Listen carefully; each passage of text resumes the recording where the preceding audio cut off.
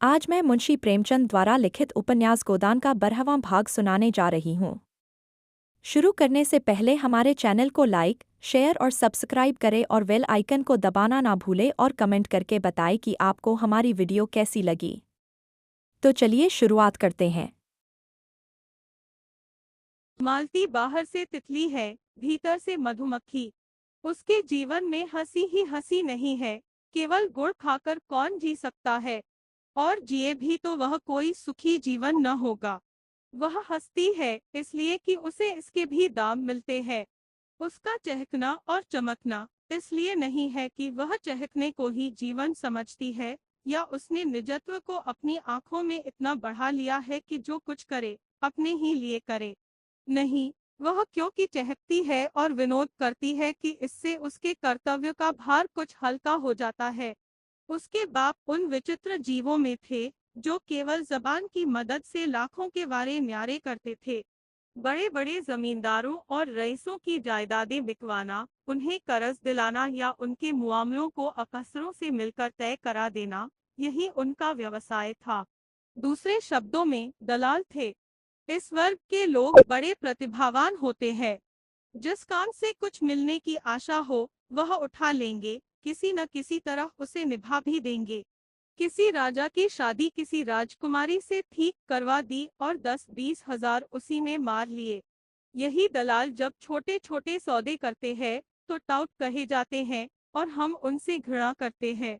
बड़े बड़े काम करके वही टाउट राजाओं के साथ शिकार खेलता है और गवर्नरों की मेज पर चाय पीता है। मिस्टर कॉल उन्हीं भाग्यवानों में से थे। उनके 3 लड़कियां ही लड़कियां थीं। उनका विचार था कि तीनों को इंग्लैंड भेजकर शिक्षा के शिखर पर पहुंचा दें। अन्य बहुत से बड़े आदमियों की तरह उनका भी ख्याल था कि इंग्लैंड में शिक्षा पाकर आदमी कुछ और हो जाता है। शायद वहां के जलवायु में बुद्धि को तेज कर देने की कोई शक्ति है, मगर उनकी यह कामना 1/3 से ज्यादा पूरी न हुई। मालती इंग्लैंड में ही थी कि उन पर फालिज गिरा और बेकाम कर गया। अब बड़ी मुश्किल से 2 आदमियों के सहारे उठते बैठते थे। जबान तो बिल्कुल बंद ही हो गई, और जब जबान ही बंद हो गई तो आमदनी भी बंद हो गई। जो कुछ थी जबान ही की कमाई थी। कुछ बचा रखने की उनकी आदत न थी। अनियमित आय थी और अनियमित खर्च था, इसलिए इधर कई साल से बहुत तंगहाल हो रहे थे। सारा दायित्व मालती पर आ पड़ा। मालती के 400-500 रुपए में वह भोग विलास और ठाट बाट तो क्या निपटा। हाँ, इतना था कि दोनों लड़कियों की शिक्षा होती जाती थी और भले मांसों की तरह जिंदगी बसर होती थी। मालती सुबह से पहर रात तक दौड़ती रहती थी। चाहती थी कि पिता सात्विकता के साथ रहें, लेकिन पिताजी को शराब कबाब का ऐसा चस्का पड़ा था कि किसी तरह गला न छोड़ता था। कहीं से कुछ न मिलता तो एक महाजन से अपने बंगले पर प्रोनोट लिखकर 1000-2000 ले लेते थे। महाजन उनका पुराना मित्र था, जिसने उनकी बदौलत लेन देन में लाखों कमाए थे, और मुरौवत के मारे कुछ बोलता न था। उसके 25,000 चढ़ चुके थे, और जब चाहता कुकीर करा सकता था, मगर मित्रता की लाज निभाता जाता था। आत्मसेवियों में जो निर्लज्जता आ जाती है वह कॉल में भी थी। तकाजे हुआ करें, उन्हें परवाह न थी। मालती उनके अपव्यय पर झुंझलाती रहती थी, लेकिन उसकी माता जो साक्षात देवी थीं और इस युग में भी पति की सेवा को नारी जीवन का मुख्य हेतु समझती थी, उसे समझाती रहती थी, इसलिए गृह युद्ध न होने पाता था। संध्या हो गई थी। हवा में अभी तक गमीर थी। आकाश में धुंध छाया हुआ था। मालती और उसकी दोनों बहनें बंगले के सामने घास पर बैठी हुई थीं। पानी न पाने के कारण वहां की धूप जल गई थी और भीतर की मिट्टी निकल आई थी। मालती ने पूछा, माली क्या बिल्कुल पानी नहीं देता? मंजली बहन सरोज ने कहा, पड़ा पड़ा सोया करता है सुअर। जब कहो तो 20 बहाने निकालने लगता है। सरोज B.A. में पढ़ती थी, दुबली सी, लंबी, पीली, रूखी, कटु। उसे किसी की कोई बात पसंद न आती थी। हमेशा ऐब निकालती रहती थी। डॉक्टरों की सलाह थी कि वह कोई परिश्रम न करे और पहाड़ पर रहे, लेकिन घर की स्थिति ऐसी न थी कि उसे पहाड़ पर भेजा जा सकता। सबसे छोटी वरदा को सरोज से इसलिए द्वेष था कि सारा घर सरोज को हाथों हाथ लिए रहता था। वह चाहती थी जिस बीमारी में इतना स्वाद है, वह उसे ही क्यों नहीं हो जाती। गोरी सी, गर्वशील, स्वस्थ, चंचल आंखों वाली बालिका थी, जिसके मुख पर प्रतिभा की झलक थी। सरोज के सिवा उसे सारे संसार से सहानुभूति थी। सरोज के कथन का विरोध करना उसका स्वभाव था। बोली, दिन भर दादाजी बाजार भेजते रहते हैं, फुर्सत ही कहाँ पाता है। मरने को छुट्टी तो मिलती नहीं, पड़ा पड़ा सोएगा। सरोज ने डांटा, दादाजी उसे कब बाजार भेजते हैं री, झूठी कहीं की। रोज भेजते हैं, रोज। अभी तो आज ही भेजा था।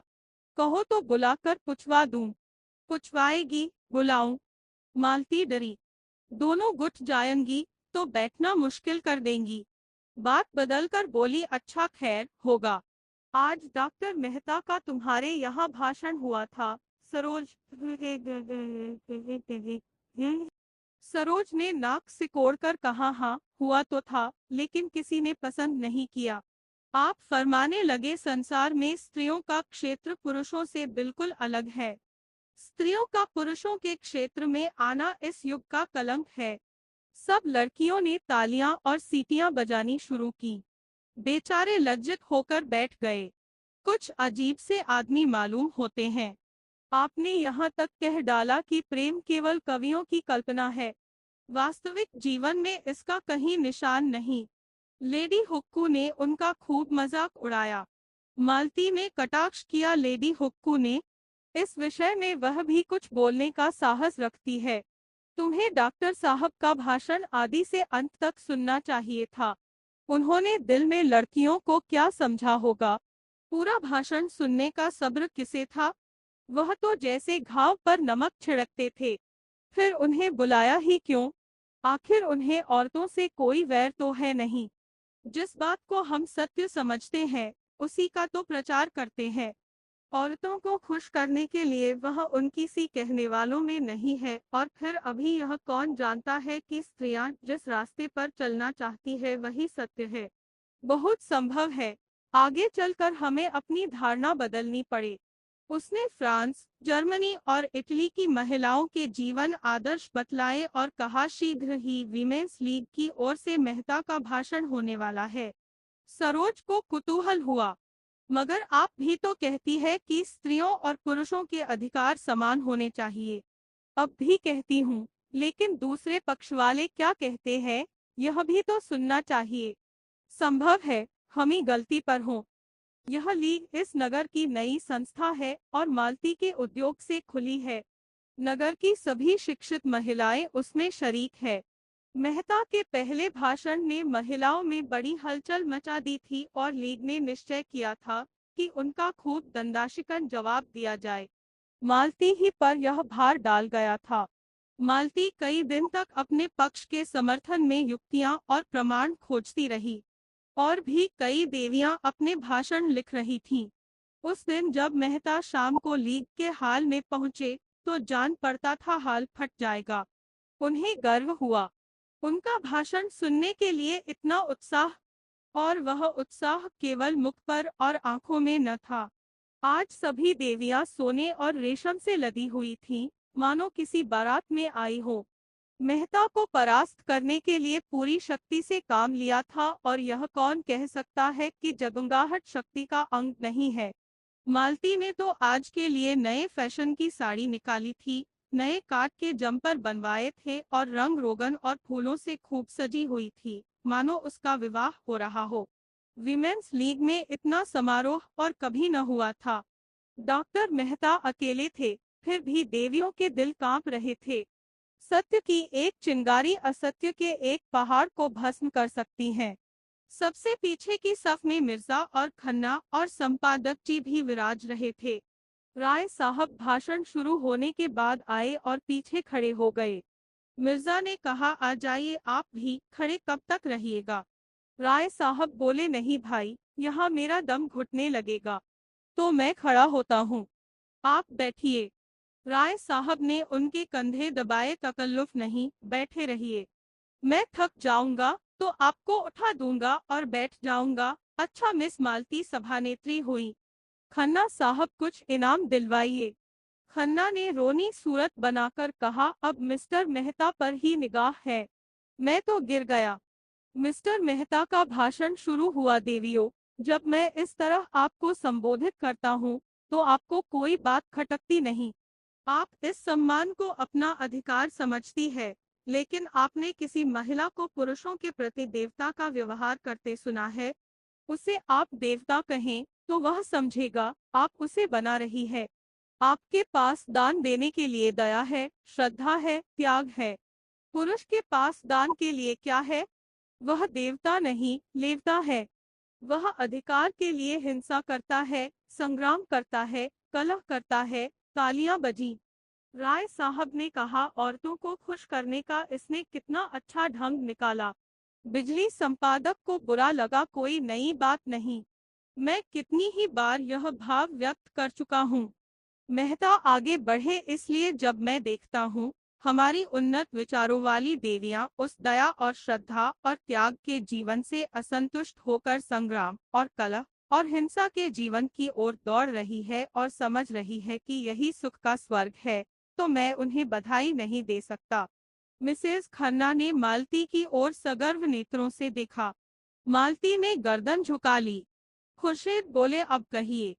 मेहता दिलेर आदमी है, सच्ची बात कहता है और मुंह पर। बिजली संपादक ने नाक सिकोड़ी। अब वह दिन लग गए जब देवियां इन चकमों में आ जाती थीं। उनके अधिकार हड़पते जाओ और कहते जाओ, आप तो देवी है, लक्ष्मी है, माता है। मेहता आगे बढ़े, स्त्री को पुरुष के रूप में, पुरुष के कर्म में रत देखकर मुझे उसी तरह वेदना होती है जैसे पुरुष को स्त्री के रूप में स्त्री के कर्म करते देखकर। मुझे विश्वास है ऐसे पुरुषों को आप अपने विश्वास और प्रेम का पात्र नहीं समझती, और मैं आपको विश्वास दिलाता हूँ ऐसी स्त्री भी पुरुष के प्रेम और श्रद्धा का पात्र नहीं बन सकती। खन्ना के चेहरे पर दिल की खुशी चमक उठी। राय साहब ने चुटकी ली। आप बहुत खुश है खन्ना जी। खन्ना बोले, मालती मिले तो पूछूं, अब कहिए।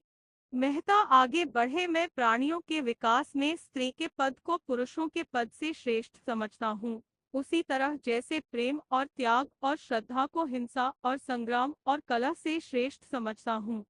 अगर हमारी देवियां सृष्टि और पालन के देव मंदिर से हिंसा और कलह के दानव क्षेत्र में आना चाहती है, तो उससे समाज का कल्याण न होगा। मैं इस विषय में दृढ़ हूँ। पुरुष ने अपने अभिमान में अपनी दानवी कीर्ति को अधिक महत्व दिया। वह अपने भाई का स्वत्व छीनकर और उसका रक्त बहाकर समझने लगा, उसने बहुत बड़ी विजय पाई। जिन शिशुओं को देवियों ने अपने रक्त से सिरजा और पाला, उन्हें बम और मशीन गन और सहस्रों टैंकों का शिकार बनाकर वह अपने को विजेता समझता है। और जब हमारी ही माताएं उसके माथे पर केसर का तिलक लगाकर और उसे अपनी असीसों का कवच पहनाकर हिंसा क्षेत्र में भेजती है, तो आश्चर्य है कि पुरुष ने विनाश को ही संसार के कल्याण की वस्तु समझा और उसकी हिंसा प्रवृत्ति दिन दिन बढ़ती गई, और आज हम देख रहे हैं कि यह दानवता प्रचंड होकर समस्त संसार को रौंदती, प्राणियों को कुचलती, हरी भरी खेतियों को जलाती और गुलजार बस्तियों को वीरान करती चली जाती है। देवियों, मैं आपसे पूछता हूँ, क्या आप इस दानवलीला में सहयोग देकर इस संग्राम क्षेत्र में उतरकर संसार का कल्याण करेंगी? मैं आपसे विनती करता हूँ, नाश करने वालों को अपना काम करने दीजिए, आप अपने धर्म का पालन किए जाइए। खन्ना बोले, मालती की तो गर्दन नहीं उठती। राय साहब ने इन विचारों का समर्थन किया। मेहता कहते तो यथार्थ ही है। बिजली संपादक बिगड़े मगर कोई नई बात तो नहीं कही। नारी आंदोलन के विरोधी इन्हीं उटपटांग बातों की शरण लिया करते हैं। मैं इसे मानता ही नहीं कि त्याग और प्रेम से संसार ने उन्नति की। संसार ने उन्नति की पौरुष से, पराक्रम से, बुद्धि बल से, तेज से। खुर्शीद ने कहा, अच्छा सुनने दीजिएगा या अपनी ही गाए जाइएगा। मेहता का भाषण जारी था। देवियों, मैं उन लोगों में नहीं हूँ जो कहते हैं स्त्री और पुरुष में समान शक्तियाँ हैं, समान प्रवृत्तियाँ हैं और उनमें कोई विभिन्नता नहीं है। इससे भयंकर असत्य की मैं कल्पना नहीं कर सकता। यह वह असत्य है जो युग युगांतरों से संचित अनुभव को उसी तरह डंक लेना चाहता है जैसे बादल का एक टुकड़ा सूर्य को डंक लेता है। मैं आपको सचेत किए देता हूँ कि आप इस जाल में न फंसें। स्त्री पुरुष से उतनी ही श्रेष्ठ है जितना प्रकाश अंधेरे से। मनुष्य के लिए क्षमा और त्याग और अहिंसा जीवन के उच्चतम आदर्श है। नारी इस आदर्श को प्राप्त कर चुकी है। पुरुष धर्म और अध्यात्म और ऋषियों का आश्रय लेकर उस लक्ष्य पर पहुंचने के लिए सदियों से जोर मार रहा है, पर सफल नहीं हो सका। मैं कहता हूँ, उसका सारा अध्यात्म और योग एक तरफ और नारियों का त्याग एक तरफ। तालियां बजी, हाल हिल उठा। राय साहब ने गदगद होकर कहा, मेहता वही कहते हैं जो इनके दिल में है। उकारनाथ ने टीका की, लेकिन बातें सभी पुरानी है, सड़ी हुई। पुरानी बात भी आत्मबल के साथ कही जाती है तो नई हो जाती है। जो 1,000 रुपए हर महीने फटकार कर विलास में उड़ाता हो, उसमें आत्मबल जैसी वस्तु नहीं रह सकती। यह केवल पुराने विचार की नारियों और पुरुषों को प्रसन्न करने के ढंग है। खन्ना ने मालती की ओर देखा, यह क्यों फूली जा रही है? इन्हें तो शर्माना चाहिए। खुर्शीद ने खन्ना को उकसाया, अब तुम भी एक तकरीर कर डालो। खन्ना, नहीं, मेहता तुम्हें उखाड़ फेंकेगा। आधा मैदान तो उसने अभी मार लिया है। खन्ना खिसिया कर बोले, मेरी न कहिए, मैंने ऐसी कितनी चिड़िया फंसा कर छोड़ दी है। राय साहब ने खुर्शीद की तरफ आंख मारकर कहा, आजकल आप महिला समाज की तरफ आते जाते हैं। सच कहना, कितना चंदा दिया? खन्ना पर झेप छा गई, मैं ऐसे समाजों को चंदे नहीं दिया करता जो कला का डोंग रचकर दुराचार फैलाते हैं। मेहता का भाषण जारी था। पुरुष कहता है, जितने दार्शनिक और वैज्ञानिक आविष्कारक हुए हैं वह सब पुरुष थे। जितने बड़े बड़े महात्मा हुए हैं वह सब पुरुष थे। सभी योद्धा, सभी राजनीति के आचार्य, बड़े बड़े नाविक, बड़े बड़े सब कुछ पुरुष थे। लेकिन इन बड़ों बड़ों के समूहों ने मिलकर किया क्या?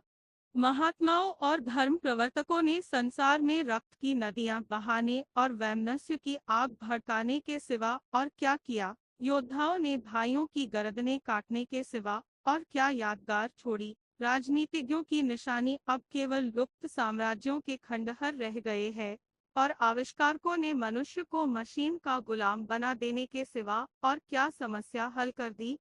पुरुषों की रची हुई इस संस्कृति में शांति कहाँ है? सहयोग कहाँ है? उकारनाथ उठकर जाने को हुए। विलासियों के मुंह से बड़ी बड़ी बातें सुनकर मेरी देह भस्म हो जाती है। खुर्शीद ने उनका हाथ पकड़कर बैठाया, आप भी संपादक जी निरे पोंगा ही रहे। अजी यह दुनिया है जिसके जी में जो आता है बकता है। कुछ लोग सुनते हैं और तालियां बजाते हैं। चलिए किस्सा खत्म। ऐसे ऐसे बेशुमार मेहते आएंगे और चले जाएंगे और दुनिया अपनी रफ्तार से चलती रहेगी। यहाँ बिगड़ने की कौन सी बात है?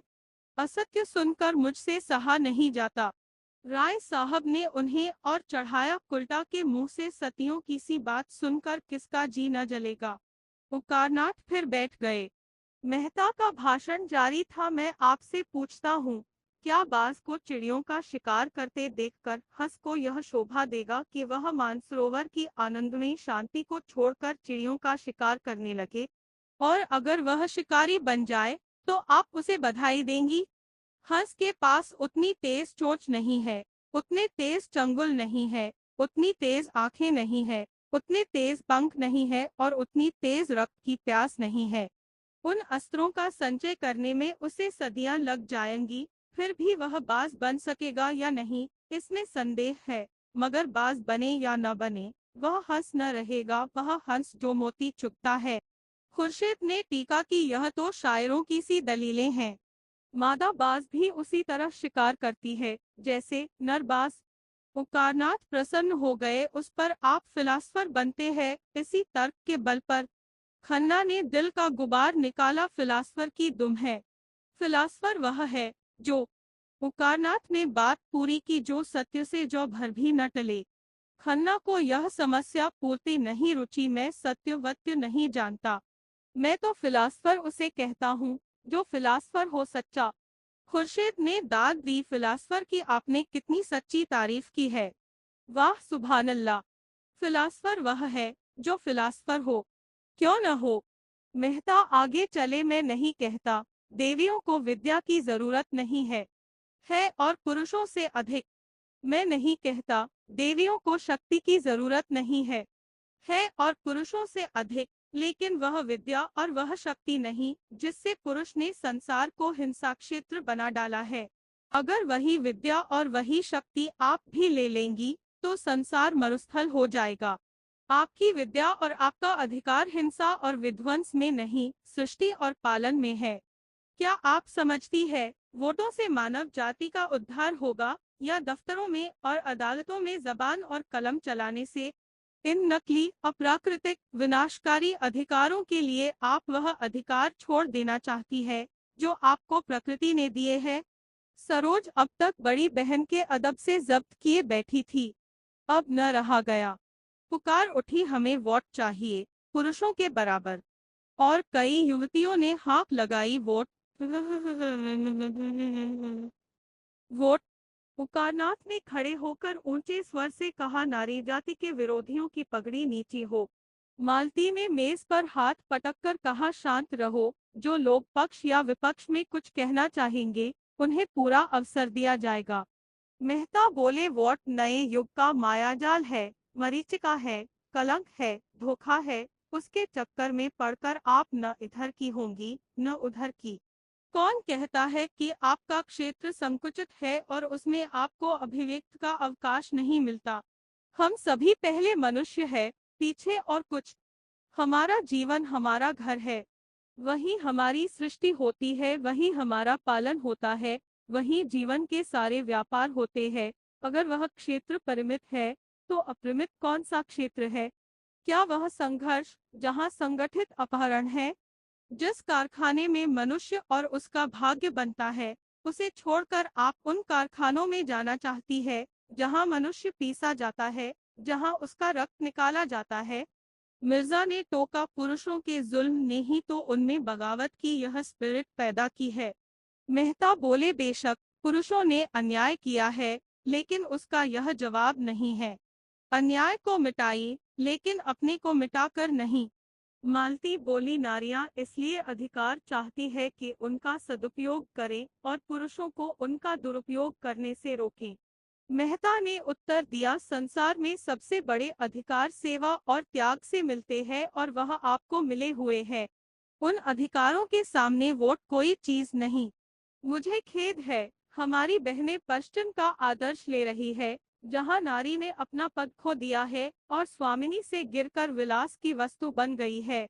पश्चिम की स्त्री स्वच्छंद होना चाहती है, इसीलिए कि वह अधिक से अधिक विलास कर सके। हमारी माताओं का आदर्श कभी विलास नहीं रहा। उन्होंने केवल सेवा के अधिकार से सदैव गृहस्थी का संचालन किया है। पश्चिम में जो चीजें अच्छी हैं, वह उनसे लीजिए। संस्कृति में सदैव आदान प्रदान होता आया है, लेकिन अंधी नकल तो मानसिक दुर्बलता का ही लक्षण है। पश्चिम की स्त्री आज गृह स्वामिनी नहीं रहना चाहती। भोग की विदग्ध लालसा ने उसे उच्छृंखल बना दिया है। वह अपनी लज्जा और गरिमा को, जो उसकी सबसे बड़ी विभूति थी, चंचलता और आमोद प्रमोद पर होम कर रही है। जब मैं वहां की सुशिक्षित बालिकाओं को अपने रूप का या भरी हुई गोल बाहों या अपनी नग्नता का प्रदर्शन करते देखता हूँ, तो मुझे उन पर दया आती है। उनकी लालसाओं ने उन्हें इतना पराभूत कर दिया है कि वे अपनी लज्जा की भी रक्षा नहीं कर सकती। नारी की इससे अधिक और क्या अधोगति हो सकती है? राय साहब ने तालियां बजाई। हाल तालियों से गूंज उठा, जैसे पटाखों की टिकटियां छूट रही हो। मिर्जा साहब ने संपादक जी से कहा, इसका जवाब तो आपके पास भी न होगा। संपादक जी ने विरक्त मन से कहा, सारे व्याख्यान में इन्होंने यही एक बात सत्य कही है। तब तो आप भी मेहता के मुरीद हुए? जी नहीं, अपने लोग किसी के मुरीद नहीं होते। मैं इसका जवाब ढूंढ निकालूंगा, बिजली में देखिएगा। इसके माने यह है कि आप हक की तलाश नहीं करते, सिर्फ अपने पक्ष के लिए लड़ना चाहते हैं। राय साहब ने आड़े हाथों लिया, इसी पर आपको अपने सत्य प्रेम का अभिमान है। संपादक जी अविचल रहे, वकील का काम अपने मुवक्किल का हित देखना है। सत्य या असत्य का निराकरण नहीं। तो यूँ कहिए कि आप औरतों के वकील हैं। मैं उन सभी लोगों का वकील हूँ जो निर्बल है, निस्सहाय है, पीड़ित है। बड़े बेहया हो यार, मेहता जी कह रहे थे, और यह पुरुषों का षड्यंत्र है। देवियों को ऊंचे शिखर से खींचकर अपने बराबर बनाने के लिए, उन पुरुषों का जो कायर है, जिनमें वैवाहिक जीवन का दायित्व संभालने की क्षमता नहीं है, जो स्वच्छंद काम क्रीड़ा की तरंगों में सांडों की भांति दूसरों की हरी भरी खेती में मुंह डालकर अपनी कुत्सित लालसाओं को तृप्त करना चाहते हैं। पश्चिम में इनका षड्यंत्र सफल हो गया और देवियां तितलियां बन गईं। मुझे यह कहते हुए शर्म आती है कि इस त्याग और तपस्या की भूमि भारत में भी कुछ वही हवा चलने लगी है। विशेषकर हमारी शिक्षित बहनों पर वह जादू बड़ी तेजी से चढ़ रहा है। वह गृहिणी का आदर्श त्याग कर तितलियों का रंग पकड़ रही है। सरोज उत्तेजित होकर बोली, हम पुरुषों से सलाह नहीं मांगती। अगर वह अपने बारे में स्वतंत्र है, तो स्त्रियां भी अपने विषय में स्वतंत्र हैं। युवतियां अब विवाह को पेशा नहीं बनाना चाहती। वह केवल प्रेम के आधार पर विवाह करेंगी। जोर से तालियां बजीं, विशेषकर अगली पंक्तियों में जहां महिलाएं थीं। मेहता ने जवाब दिया, जिसे तुम प्रेम कहती हो, वह धोखा है, उद्दीप्त लालसा का विकृत रूप, उसी तरह जैसे संन्यास केवल भीख मांगने का संस्कृत रूप है। वह प्रेम अगर वैवाहिक जीवन में कम है, तो मुक्त विलास में बिल्कुल नहीं है। सच्चा आनंद, सच्ची शांति केवल सेवा व्रत में है। वही अधिकार का स्रोत है, वही शक्ति का उद्गम है। सेवा ही वह सीमेंट है जो दंपति को जीवन पर्यंत स्नेह और साहचर्य में जोड़े रख सकता है, जिस पर बड़े बड़े आघातों का भी कोई असर नहीं होता। जहाँ सेवा का अभाव है, वही विवाह विच्छेद है, परित्याग है, अविश्वास है। और आपके ऊपर पुरुष जीवन की नौका का कर्णधार होने के कारण जिम्मेदारी ज्यादा है। आप चाहे तो नौका को आंधी और तूफानों में पार लगा सकती हैं, और आपने असावधानी की तो नौका डूब जाएगी और उसके साथ आप भी डूब जाएंगी। भाषण समाप्त हो गया। विषय विवादग्रस्त था और कई महिलाओं ने जवाब देने की अनुमति मांगी, मगर देर बहुत हो गई थी। इसलिए मालती ने मेहता को धन्यवाद देकर सभा भंग कर दी। हाँ, यह सूचना दे दी गई कि अगले रविवार को इसी विषय पर कई देवियां अपने विचार प्रकट करेंगी। राय साहब ने मेहता को बधाई दी। आपने मन की बातें कही मिस्टर मेहता। मैं आपके एक एक शब्द से सहमत हूँ। मालती हंसी, आप क्यों न बधाई देंगे, चोर चोर मौसेरे भाई जो होते हैं न, मगर यह सारा उपदेश गरीब नारियों ही के सिर क्यों थोपा जाता है, उन्हीं के सिर क्यों आदर्श और मर्यादा और त्याग सब कुछ पालन करने का भार पटका जाता है। मेहता बोले, इसलिए कि वह बात समझती है।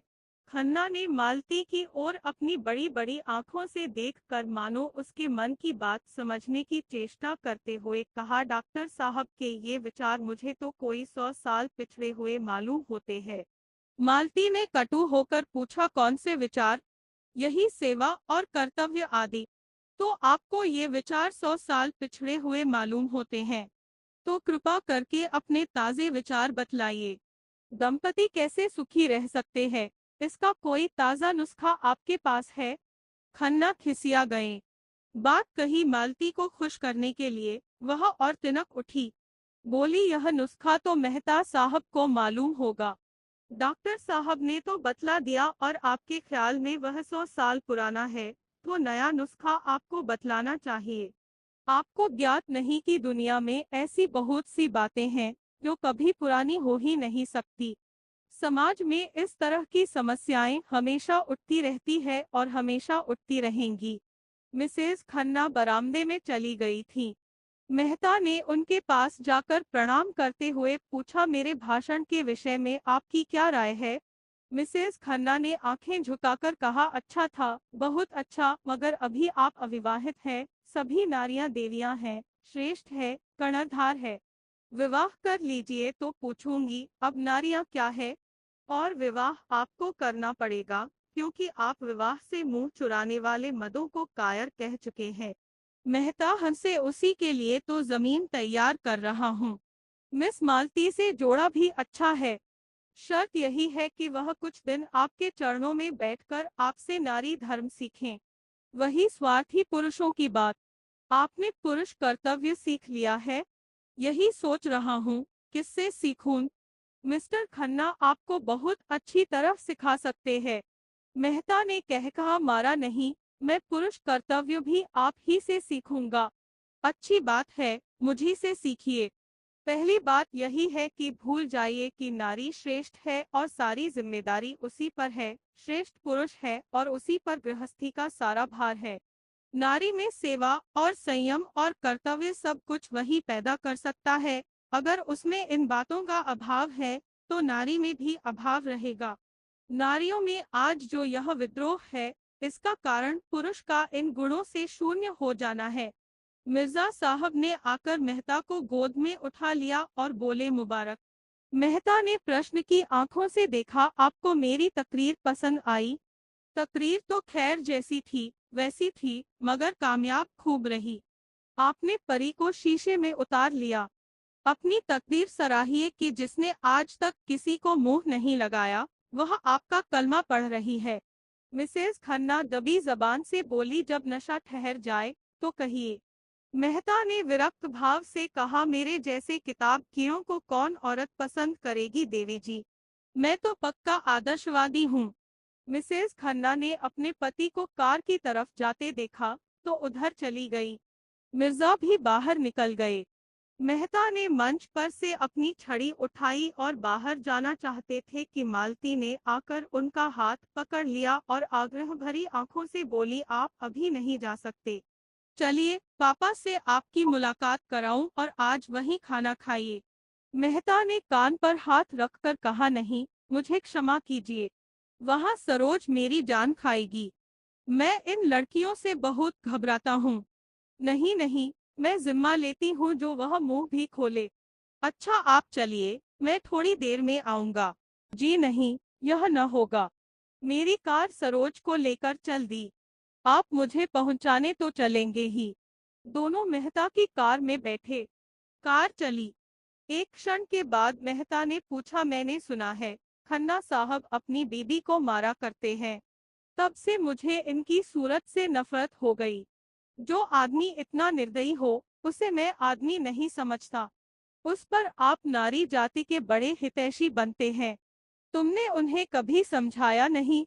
मालवी उद्विग्न होकर बोली, ताली हमेशा दो हथेलियों से बजती है, यह आप भूल जाते हैं। मैं तो ऐसे किसी कारण की कल्पना ही नहीं कर सकता कि कोई पुरुष अपनी स्त्री को मारे, चाहे स्त्री कितनी ही बदज़बान हो। हाँ, कितनी ही। तो आप एक नए किस्म के आदमी हैं। अगर मर्द बदमिजाज है, तो तुम्हारी राय में उस मर्द पर हंटरों की बौछार करनी चाहिए, क्यों? स्त्री जितनी क्षमाशील हो सकती है, पुरुष नहीं हो सकता। आपने खुद आज यह बात स्वीकार की है। तो औरत की क्षमाशीलता का यही पुरस्कार है। मैं समझता हूँ, तुम खन्ना को मुंह लगाकर उसे और भी शह देती हो। तुम्हारा वह जितना आदर करता है, तुमसे उसे जितनी भक्ति है, उसके बल पर तुम बड़ी आसानी से उसे सीधा कर सकती हो, मगर तुम उसकी सफाई देकर स्वयं उस अपराध में शरीक हो जाती हो। मालती उत्तेजित होकर बोली, तुमने इस समय यह प्रसंग व्यर्थ ही छेड़ दिया। मैं किसी की बुराई नहीं करना चाहती, मगर अभी आपने गोविंदी देवी को पहचाना नहीं? आपने उनकी भोली भाली शांत मुद्रा देखकर समझ लिया, वह देवी है। मैं उन्हें इतना ऊंचा स्थान नहीं देना चाहती। उन्होंने मुझे बदनाम करने का जितना प्रयत्न किया है, मुझ पर जैसे जैसे आघात किए हैं, वह बयान करूं तो आप दंग रह जाएंगे और तब आपको मानना पड़ेगा कि ऐसी औरत के साथ यही व्यवहार होना चाहिए। आखिर उन्हें आपसे इतना द्वेष है, इसका कोई कारण तो होगा। कारण उनसे पूछिए। मुझे किसी के दिल का हाल क्या मालूम? उनसे बिना पूछे भी अनुमान किया जा सकता है, और वह यह है, अगर कोई पुरुष मेरे और मेरी स्त्री के बीच में आने का साहस करे, तो मैं उसे गोली मार दूंगा, और उसे न मार सकूंगा तो अपनी छाती में मार लूंगा। इसी तरह अगर मैं किसी स्त्री को अपने और अपनी स्त्री के बीच में लाना चाहूं, तो मेरी पत्नी को भी अधिकार है कि वह जो चाहे करे। इस विषय में मैं कोई समझौता नहीं कर सकता। यह अवैज्ञानिक मनोवृत्ति है जो हमने अपने बनेले पूर्वजों से पाई है और आजकल कुछ लोग इसे असभ्य और असामाजिक व्यवहार कहेंगे, लेकिन मैं अभी तक उस मनोवृत्ति पर विजय नहीं पा सका और न पाना चाहता हूँ। इस विषय में मैं कानून की परवाह नहीं करता। मेरे घर में मेरा कानून है। मालती ने तीव्र स्वर में पूछा, लेकिन आपने यह अनुमान कैसे कर लिया कि मैं आपके शब्दों में खन्ना और गोविंदी के बीच आना चाहती हूँ? आप ऐसा अनुमान करके मेरा अपमान कर रहे हैं। मैं खन्ना को अपनी जूतियों की नोक के बराबर भी नहीं समझती। मेहता ने अविश्वास भरे स्वर में कहा, यह आप दिल से नहीं कह रही है मिस मालती। क्या आप सारी दुनिया को बेवकूफ समझती है? जो बात सभी समझ रहे हैं, अगर वही बात मिसेस खन्ना भी समझें, तो मैं उन्हें दोष नहीं दे सकता। मालती ने तिनक कर कहा, दुनिया को दूसरों को बदनाम करने में मजा आता है। यह उसका स्वभाव है। मैं उसका स्वभाव कैसे बदल दूं? लेकिन यह व्यर्थ का कलंक है। हाँ, मैं इतनी बेमुरौवत नहीं हूँ कि खन्ना को अपने पास आते देखकर दुत्कार देती। मेरा काम ही ऐसा है कि मुझे सभी का स्वागत और सत्कार करना पड़ता है। अगर कोई इसका कुछ और अर्थ निकालता है, तो वह मालती का गला भरा गया और उसने मुंह फेर कर रुमाल से आंसू पोंछे। फिर 1 मिनट बाद बोली, औरों के साथ तुम भी मुझे मुझे इसका दुख है। मुझे तुमसे ऐसी आशा न थी। फिर कदाचित उसे अपनी दुर्बलता पर खेद हुआ। वह प्रचंड होकर बोली, आपको मुझ पर आक्षेप करने का कोई अधिकार नहीं है। अगर आप भी उन्हीं मदों में हैं जो किसी स्त्री पुरुष को साथ देखकर उंगली उठाए बिना नहीं रह सकते, तो शौक से उठाइए। मुझे रत्ती भर परवाह नहीं। अगर कोई स्त्री आपके पास बार बार किसी न किसी बहाने से आए, आपको अपना देवता समझे, हर एक बात में आपसे सलाह ले, आपके चरणों के नीचे आंखें बिछाए, आपका इशारा पाते ही आग में कूदने को तैयार हो, तो मैं दावे से कह सकती हूँ, आप उसकी उपेक्षा न करेंगे। अगर आप उसे ठुकरा सकते हैं, तो आप मनुष्य नहीं हैं। उसके विरुद्ध आप कितने ही तर्क और प्रमाण लाकर रख दें, लेकिन मैं मानूंगी नहीं। मैं तो कहती हूँ, उपेक्षा तो दूर रही, ठुकराने की बात ही क्या। आप उस नारी के चरण धो धोकर पिएंगे, और बहुत दिन गुजरने के पहले वह आपकी हृदयेश्वरी होगी। मैं आपसे हाथ जोड़कर कहती हूँ, मेरे सामने खन्ना का कभी नाम न लीजिएगा। मेहता ने इस ज्वाला में मानो हाथ सेकते हुए कहा, शर्त यही है कि मैं खन्ना को आपके साथ न देखूं। मैं मानवता की हत्या नहीं कर सकती। वह आएंगे तो मैं उन्हें दुरदुराऊंगी नहीं। उनसे कहिए अपनी स्त्री के साथ सज्जनता से पेश आएं। मैं किसी के निजी मामले में दखल देना उचित नहीं समझती, न मुझे इसका अधिकार है। तो आप किसी की जबान नहीं बंद कर सकती। मालती का बंगला आ गया। कार रुक गई। मालती उतर पड़ी और बिना हाथ मिलाए चली गई। वह यह भी भूल गई कि उसने मेहता को भोजन की दावत दी है। वह एकांत में जाकर खूब रोना चाहती है। गोविंदी ने पहले भी आघात किए हैं, पर आज उसने जो आघात किया है वह बहुत गहरा, बड़ा चौड़ा और बड़ा मर्मभेदी है। राय साहब को खबर मिली कि इलाके में एक वारदात हो गई है और होरी से गांव के पंचों ने जुर्माना वसूल कर लिया है, तो फौरन नोखेराम को बुलाकर जवाब तलब किया, क्यों उन्हें इसकी इत्तला नहीं दी गई। ऐसे नमखराम दगाबाज आदमी के लिए उनके दरबार में जगह नहीं है। नोखेराम ने इतनी गालियां खाई तो जरा गर्म होकर बोले, मैं अकेला थोड़ा ही था, गांव के और पंच भी तो थे, मैं अकेला क्या कर लेता। राय साहब ने उनकी तोंद की तरफ भाले जैसी नुकीली दृष्टि से देखा, मत बको जी, तुम्हें उसी वक्त कहना चाहिए था, जब तक सरकार को इत्तला न हो जाए मैं पंचों को जुर्माना न वसूल करने दूंगा। पंचों को मेरे और मेरी रियाया के बीच में दखल देने का हक क्या है? इस डांड बांध के सिवा इलाके में और कौन सी आमदनी है?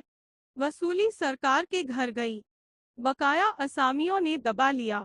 तब मैं कहाँ जाऊं, क्या खाऊं? तुम्हारा सिर, यह लाखों रुपए साल का खर्च कहाँ से आए? खेद है कि 2 पुश्तों से कारिंदगिरी करने पर मुझे आज तुम्हें यह बात बतलानी पड़ती है। कितने रुपए वसूल हुए थे होरी से? नोखेराम ने सिटपटा कर कहा, 80 रुपए। नकद? नकद उसके पास कहाँ थे हुजूर। कुछ अनाज दिया, बाकी में अपना घर लिख दिया। राय साहब ने स्वार्थ का पक्ष छोड़कर होरी का पक्ष लिया। अच्छा, तो आपने और बगुलागत पंचों ने मिलकर मेरे एक मातबर असामी को तबाह कर दिया। मैं पूछता हूँ, तुम लोगों को क्या हक था कि मेरे इलाके में मुझे इत्तला दिए बगैर मेरे असामी से जुर्माना वसूल करते। इसी बात पर अगर मैं चाहूँ तो आपको और उस जालिये पटवारी और उस धूर्त पंडित को 7-7 साल के लिए जेल भिजवा सकता हूँ। आपने समझ लिया कि आप ही इलाके के बादशाह है। मैं कहे देता हूँ, आज शाम तक जुर्माने की पूरी रकम मेरे पास पहुँच जाए, वरना बुरा होगा। मैं एक एक से चक्की पिसवाकर छोड़ूंगा। जाइए, हाँ, होरी को और उसके लड़के को मेरे पास भेज दीजिएगा। नोखेराम ने दबी जबान से कहा, उसका लड़का तो गांव छोड़कर भाग गया। जिस रात को यह वारदात हुई उसी रात को भागा। राय साहब ने रोष से कहा, झूठ मत बोलो। तुम्हें मालूम है, झूठ से मेरे बदन में आग लग जाती है। मैंने आज तक कभी नहीं सुना कि कोई युवक अपनी प्रेमिका को उसके घर से लाकर फिर खुद भाग जाए। अगर उसे भागना ही होता तो वह उस लड़की को लाता क्यों। तुम लोगों की इसमें भी जरूर कोई शरारत है। तुम गंगा में डूबकर भी अपनी सफाई दो तो मानने का नहीं। तुम लोगों ने अपने समाज की प्यारी मर्यादा की रक्षा के लिए उसे धमकाया होगा। बेचारा भाग न जाता तो क्या करता। नोखेराम इसका प्रतिवाद न कर सके। मालिक जो कुछ कहे वह ठीक है। वह यह भी न कह सके कि आप खुद चलकर झूठ सच की जांच कर लें। बड़े आदमियों का क्रोध पूरा समर्पण चाहता है। अपने खिलाफ एक शब्द भी नहीं सुन सकता। पंचों ने राय साहब का यह फैसला सुना तो नशा हिरन हो गया। अनाज तो अभी तक ज्यों का त्यों पड़ा था, पर रुपए तो कब के गायब हो गए। होरी का मकान रेहन लिखा गया था, पर उस मकान को देहात में कौन पूछता था। जैसे हिंदू स्त्री पति के साथ घर की स्वामिनी है और पति त्याग दे तो कहीं की नहीं रहती, उसी तरह यह घर होरी के लिए लाख रुपए का है, पर उसकी असली कीमत कुछ भी नहीं। और इधर राय साहब बिना रुपए लिए मानने के नहीं। यही होरी जाकर रो आया होगा। पटेश्वरी लाल सबसे ज्यादा भयभीत थे। उनकी तो नौकरी ही चली जाएगी। चारों सज्जन इस गहन समस्या पर विचार कर रहे थे, पर किसी की अक्ल काम न करती थी। एक दूसरे पर दोष रखता था। फिर खूब झगड़ा हुआ। पटेश्वरी ने अपनी लंबी शंकाशील गर्दन हिलाकर कहा, मैं मना करता था कि होरी के विषय में हमें चुप्पी साध कर रह जाना चाहिए। गाय के मामले में सबको तावान देना पड़ा। इस मामले में तावान ही से गला न छूटेगा, नौकरी से हाथ धोना पड़ेगा। मगर तुम लोगों को रुपए की पड़ी थी, निकालो 20-20 रुपए। अब भी कुशल है। कहीं राय साहब ने रपट कर दी तो सब जने बंध जाओगे। दातादीन ने ब्रह्मतेज दिखाकर कहा, मेरे पास 20 रुपए की जगह 20 पैसे भी नहीं है। ब्राह्मणों को भोज दिया गया, होम हुआ, क्या इसमें कुछ खर्च ही नहीं हुआ। राय साहब की हिम्मत है कि मुझे जेल ले जाएं। ब्रह्म बनकर घर का घर मिटा दूंगा। अभी उन्हें किसी ब्राह्मण से पाला नहीं पड़ा। झिंगुरी सिंह ने भी कुछ इसी आशय के शब्द कहे।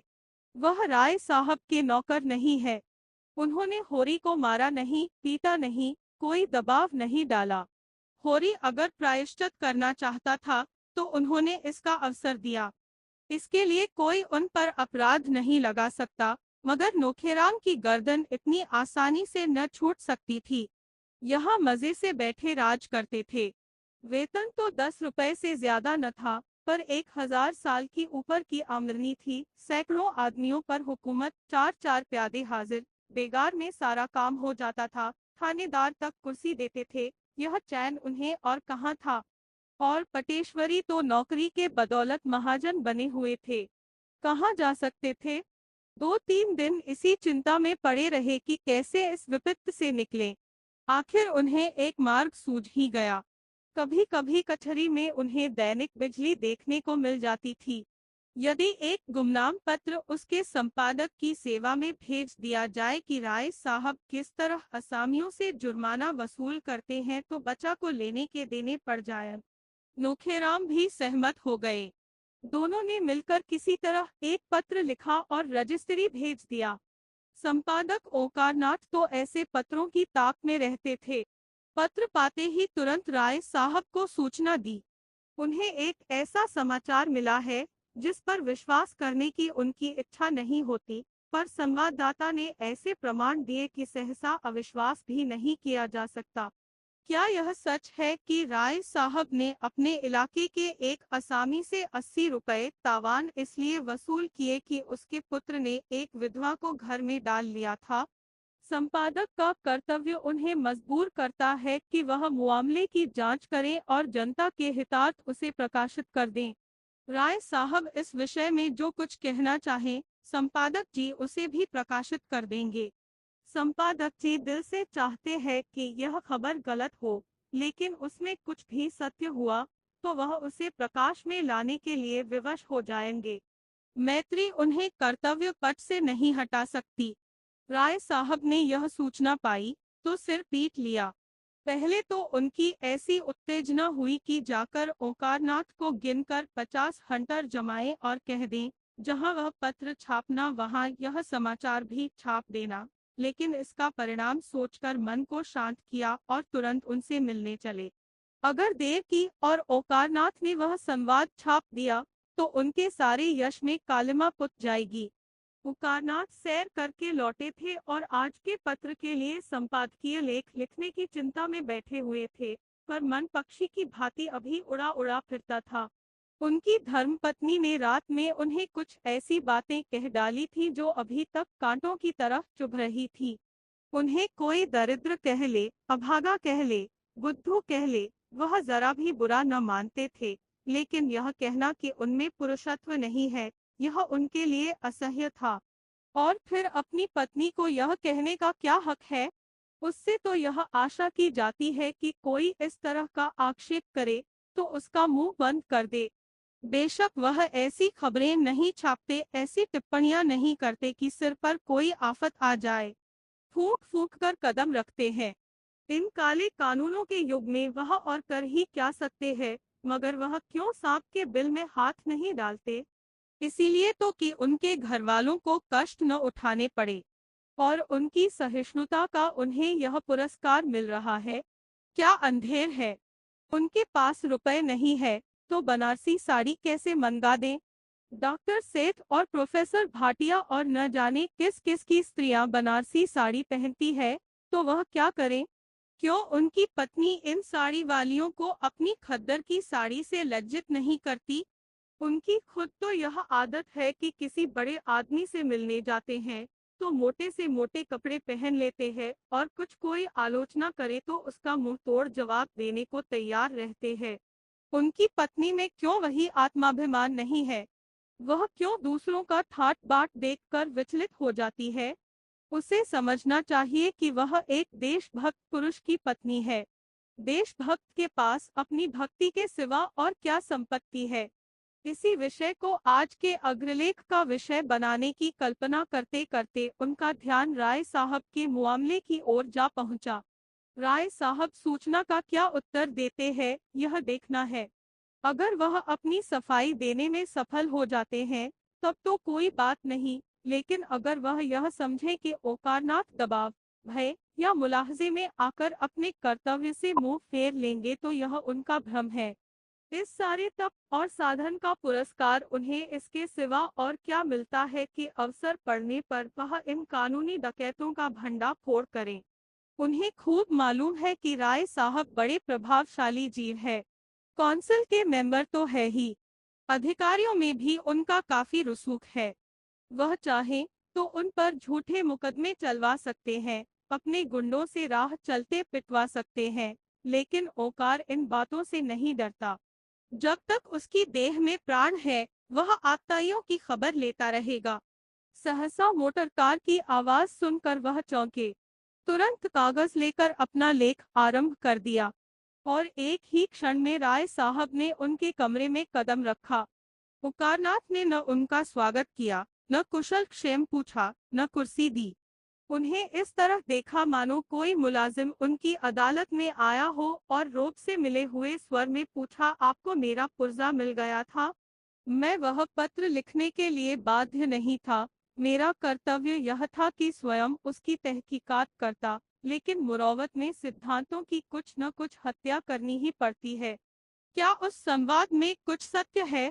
राय साहब उसका सत्य होना अस्वीकार न कर सके।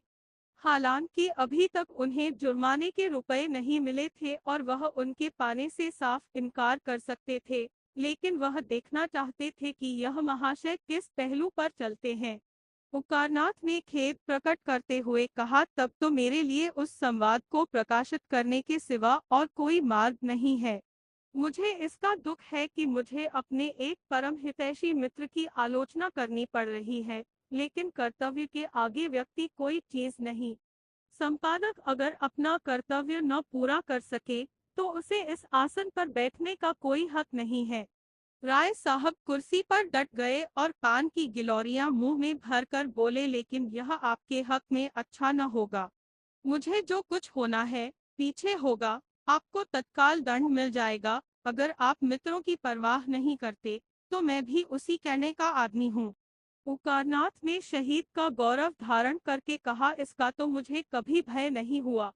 जिस दिन मैंने पत्र संपादन का भार लिया उसी दिन प्राणों का मोह छोड़ दिया, और मेरे समीप एक संपादक की सबसे शानदार मौत यही है कि वह न्याय और सत्य की रक्षा करता हुआ अपना बलिदान कर दे। अच्छी बात है, मैं आपकी चुनौती स्वीकार करता हूँ। मैं अब तक आपको मित्र समझता आया था, मगर अब आप लड़ने ही पर तैयार है तो लड़ाई ही सही।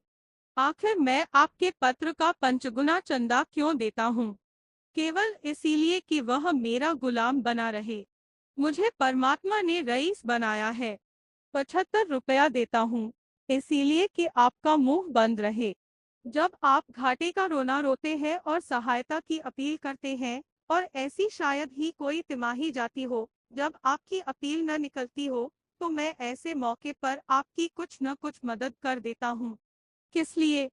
दीपावली, दशहरा, होली में आपके यहाँ बैना भेजता हूँ।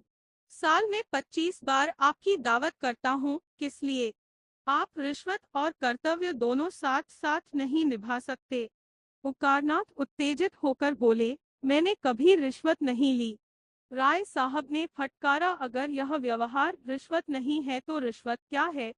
जरा मुझे समझा दीजिए। क्या आप समझते हैं, आपको छोड़कर और सभी गधे हैं जो निस्वार्थ भाव से आपका घाटा पूरा करते हैं। निकालिए अपनी बही और बतलाइए अब तक आपको मेरी रियासत से कितना मिल चुका है।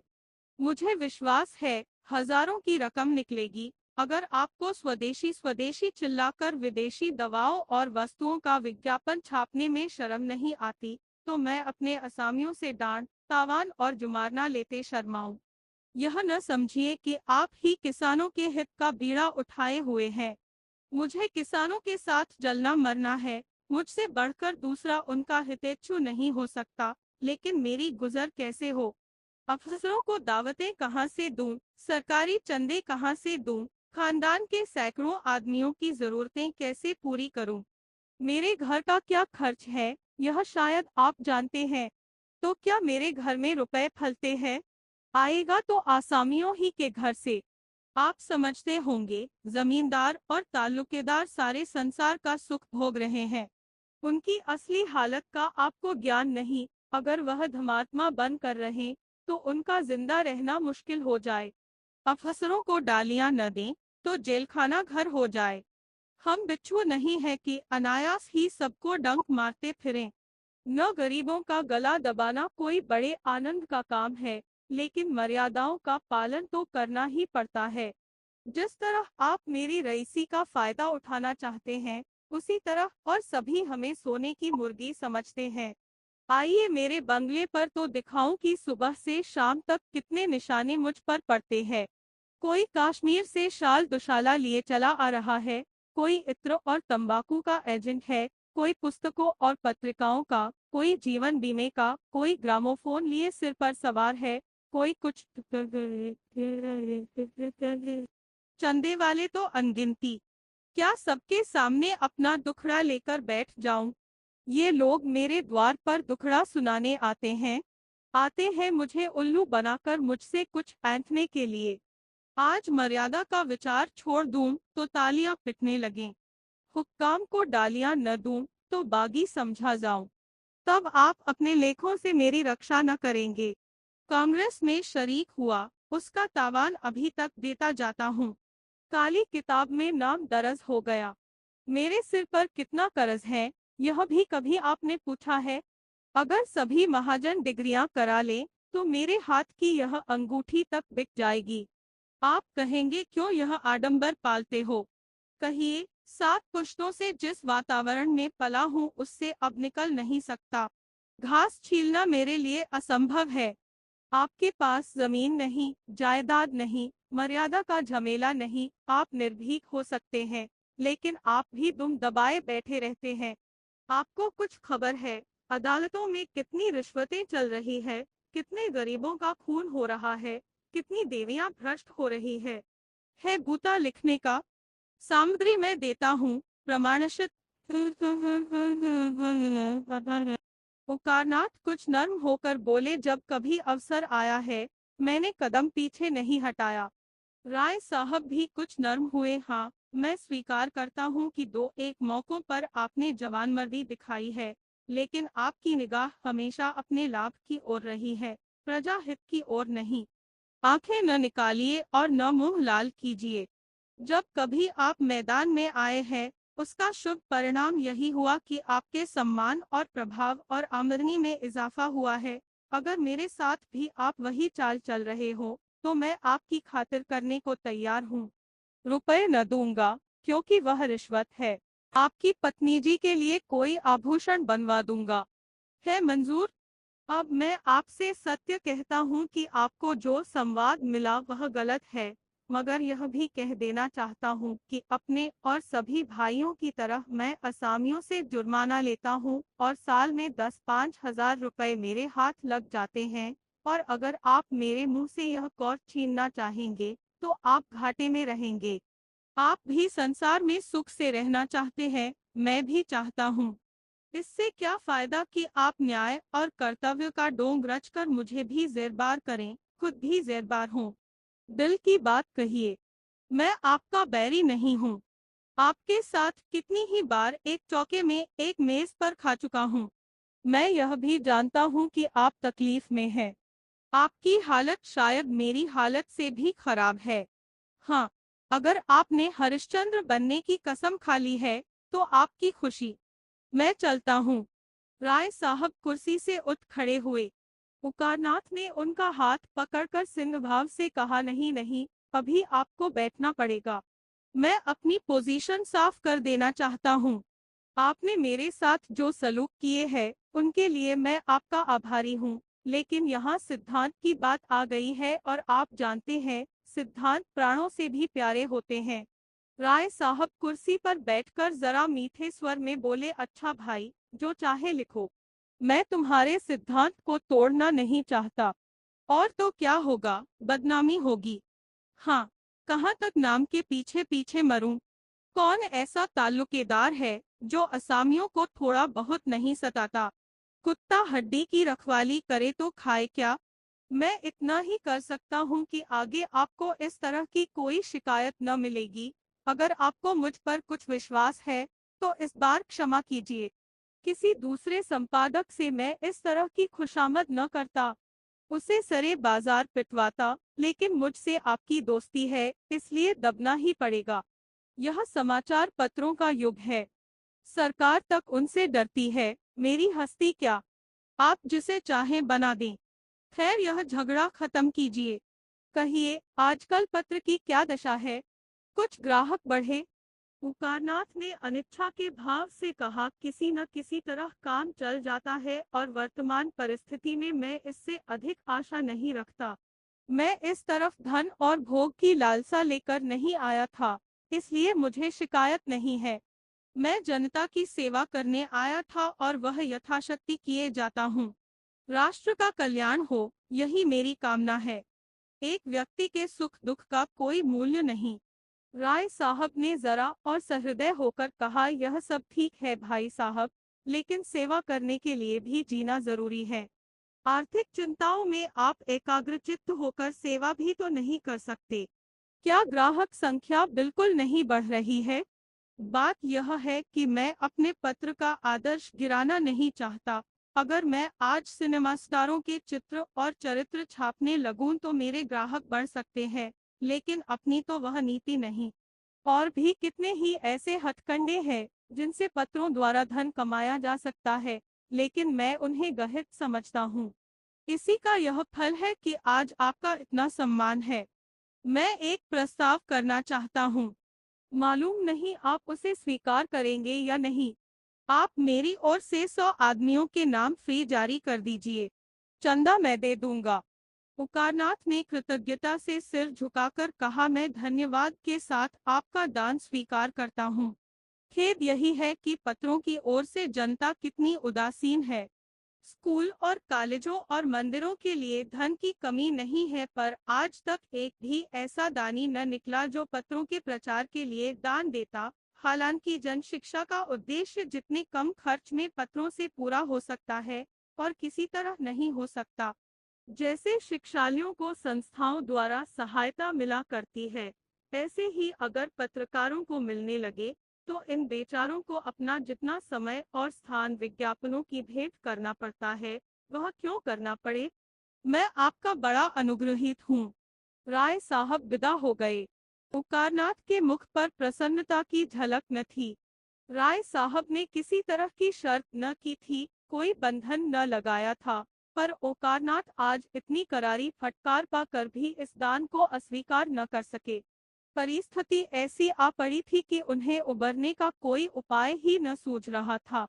प्रेस के कर्मचारियों का 3 महीने का वेतन बाकी पड़ा हुआ था। कागज वाले के 1000 से ऊपर आ रहे थे। यही क्या कम था कि उन्हें हाथ नहीं फैलाना पड़ा। उनकी स्त्री गोमती ने आकर विद्रोह के स्वर में कहा, क्या अभी भोजन का समय नहीं आया, या यह भी कोई नियम है कि जब तक 1 न बज जाए जगह से न उठो? कब तक कोई चूल्हा अगोरता रहे? पुकारनाथ ने दुखी आंखों से पत्नी की ओर देखा। गोमती का विद्रोह उड़ गया। वह उनकी कठिनाइयों को समझती थी। दूसरी महिलाओं के वस्त्राभूषण देखकर कभी-कभी उसके मन में विद्रोह के भाव जाग उठते थे और वह पति को 2-4 जली कटी सुना जाती थी, पर वास्तव में यह क्रोध उनके प्रति नहीं, अपने दुर्भाग्य के प्रति था, और इसकी थोड़ी सी आँच अनायास ही ओकारनाथ तक पहुंच जाती थी। वह उनका तपस्वी जीवन देखकर मन में कुढ़ती थी और उनसे सहानुभूति भी रखती थी। बस उन्हें थोड़ा सा सन की समझती थी। उनका उदास मुंह देखकर पूछा, क्यों उदास हो? पेट में कुछ गड़बड़ है क्या? पुकारनाथ को मुस्कराना पड़ा। कौन उदास है? मैं? मुझे तो आज जितनी खुशी है उतनी अपने विवाह के दिन भी न हुई थी। आज सवेरे 1500 की बोहनी हुई। किसी भाग्यवान का मुंह देखा था। गोमती को विश्वास न आया, बोली, झूठे हो। तुम्हें 1500 कहाँ मिल जाते हैं? हाँ, 15 रुपए कहो, माँ लेती हूँ। नहीं नहीं, तुम्हारे सिर की कसम, 1500 मारे। अभी राय साहब आए थे। 100 ग्राहकों का चंदा अपनी तरफ से देने का वचन दे गए हैं। गोमती का चेहरा उतर गया। तो मिल चुके? नहीं, राय साहब वादे के पक्के हैं। मैंने किसी ताल्लुकेदार को वादे का पक्का देखा ही नहीं। दादा एक ताल्लुकेदार के नौकर थे। साल साल भर तलब नहीं मिलती थी। उसे छोड़कर दूसरे की नौकरी की। उसने 2 साल तक एक पाई न दी। एक बार दादा गरम पड़े तो मारकर भगा दिया। इनके वादों का कोई करार नहीं। मैं आज ही बिल भेजता हूँ। भेजा करो। कह देंगे कल आना। कल अपने इलाके पर चले जाएंगे। 3 महीने में लौटेंगे। पुकारनाथ संशय में पड़ गए। ठीक तो है, कहीं राय साहब पीछे से मुकर गए तो वह क्या कर लेंगे। फिर भी दिल मजबूत करके कहा, ऐसा नहीं हो सकता। कम से कम राय साहब को मैं इतना धोखेबाज नहीं समझता। मेरा उनके यहाँ कुछ बाकी नहीं है।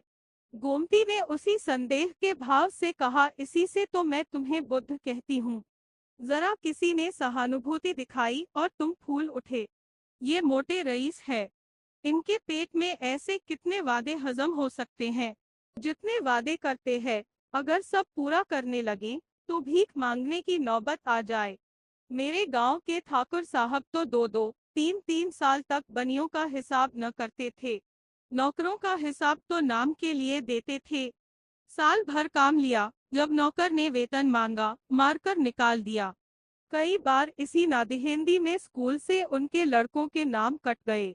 आखिर उन्होंने लड़कों को घर बुला लिया। एक बार रेल का टिकट उधार मांगा था। यह राय साहब भी तो उन्हीं के भाईबंद है। चलो भोजन करो और चक्की पीसो, जो तुम्हारे भाग्य में लिखा है। यह समझ लो कि ये बड़े आदमी तुम्हें फटकारते रहे, वही अच्छा है। यह तुम्हें 1 पैसा देंगे तो उसका चौगुना अपने असामियों से वसूल कर लेंगे। अभी उनके विषय में जो कुछ चाहते हो लिखते हो, तब तो ठकुर सोहाती ही कहनी पड़ेगी। पंडित जी भोजन कर रहे थे, पर कौर मुंह में फंसा हुआ जान पड़ता था। आखिर बिना दिल का बोझ हल्का किए भोजन करना कठिन हो गया। बोले, अगर रुपए न दिए तो ऐसी खबर लूंगा कि याद करेंगे। उनकी चोटी मेरे हाथ में है। गांव के लोग झूठी खबर नहीं दे सकते। सच्ची खबर देते तो उनकी जान निकलती है, झूठी खबर क्या देंगे। राय साहब के खिलाफ एक रिपोर्ट मेरे पास आई है। छाप दूं, बचा को घर से निकलना मुश्किल हो जाए। मुझे यह खैरात नहीं दे रहे हैं, बड़े दबसट में पड़कर इस राह पर आए हैं। पहले धमकियां दिखा रहे थे, जब देखा इससे काम न चलेगा तो यह चारा फेंका।